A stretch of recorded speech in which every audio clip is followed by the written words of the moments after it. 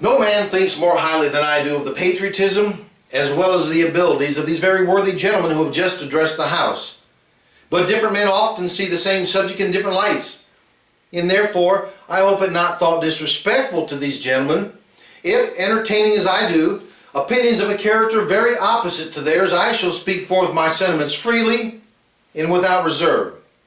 This is no time for ceremony. The question before the House is one of awful moment to this country. As for me, this is nothing less than a question of freedom or slavery. And in proportion to the magnitude of the subject ought also be the freedom of the debate. It is only in this way that we can hope to arrive at truth and fulfill the great responsibility we have to God and our country. Should I keep back my opinions at such a time through fear of giving offense, I should find myself guilty of treason to my country and an act of disloyalty to the majesty of heaven, whom I revere above all earthly kings. Mr. President, it is natural for man to indulge in the illusions of hope. We're apt to shut our eyes against a painful truth and listen to the song of that siren till she transforms us into beasts. Is this the part of wise men, engaged in a great and arduous struggle for liberty? Are we disposed to be of that number of those who, having eyes, see not, and having ears, hear not the things which nearly concern their temporal salvation? As for my part, whatever anguish of spirit it may cost, I am willing to know the whole truth, to know the worst, and to provide for it. I have but one lamp by which my feet are guided. That is the lamp of experience. I know of no other way of judging the future but by the past. And judging by the past, I wish to know what there has been in the conduct of the British ministry for these last 10 years to justify hopes by which gentlemen have been pleased to solace themselves in the House. Is it that insidious smile by which our petitions have been lately received? Trust it not, sir. It shall prove to be a snare to your feet. Suffer not yourselves to be betrayed with a kiss. Ask yourselves how this gracious reception of our petition comports with these warlike preparations which cover our waters and darken our lands. Are fleets and armies necessary to a work of love and reconciliation? Have we shown ourselves so unwilling to be reconciled that force must be called in to win back our love? Let us not, I beseech you, sir, deceive ourselves. These are the implements of war and subjugation, the last arguments to which kings resort. I ask, gentlemen, sir, what means this martial array if its purpose be not to force us to submission? Can gentlemen assign any other possible motive for it? Has Great Britain any enemy in this quarter of the world to call for such an accumulation of armies and navies? No, sir, she has none. They are meant for us. They can be meant for no other.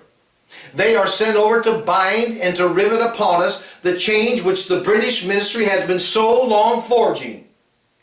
And what have we to oppose them? Shall we try argument? Sir, we have been trying that for the last 10 years. Have we anything new to offer on the subject?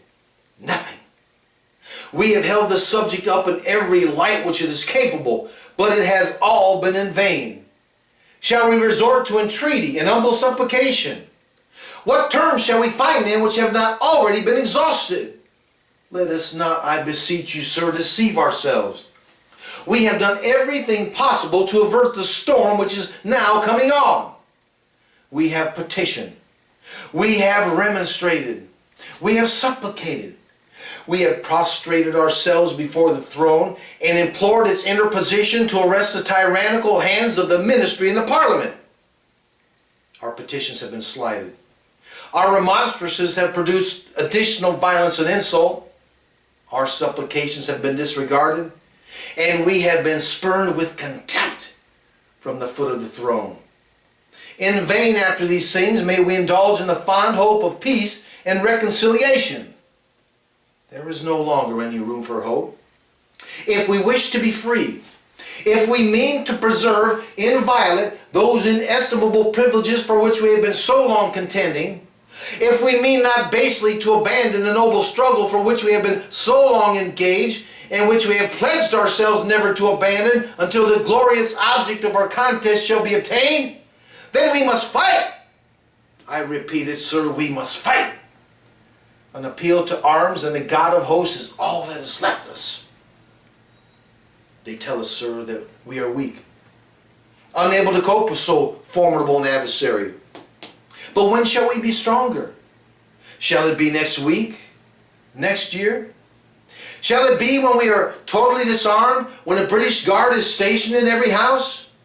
Shall we gather strength by irresolution and inaction?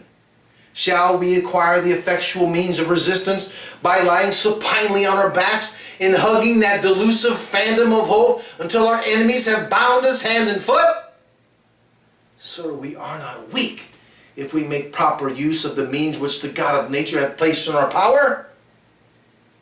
3 millions of people, armed in a holy cause of liberty, and in such a country as we possess, are invincible by any force our enemy can send against us. Besides, sir, we shall not fight our battles alone. There is a just God who presides over the destinies of nations, who will raise up friends to fight our battles for us. The battle, sir, is not to the strong alone. It is to the vigilant, the active, the brave. Besides, sir, we have no election. If we were base enough to desire it, it is now too late to retire from the contest. There is no retreat but in submission and slavery. Our chains are forged. Their clanking may be heard on the plains of Boston. The war is inevitable, and let it come. I repeat it, sir, let it come. It is vain to extenuate the matter. Gentlemen may cry, peace, peace, but there is no peace. The war has actually begun. The next gale that sweeps from the north shall bring to our ears the clash of resounding arms. Our brethren are already in the field. Why stand we here idle? What is it that gentlemen wish? What would they have? Is life so dear, or peace so sweet as to be purchased at the price of chains and slavery? Forbid it, Almighty God! I know not what course others may take, but as for me, give me liberty or give me death!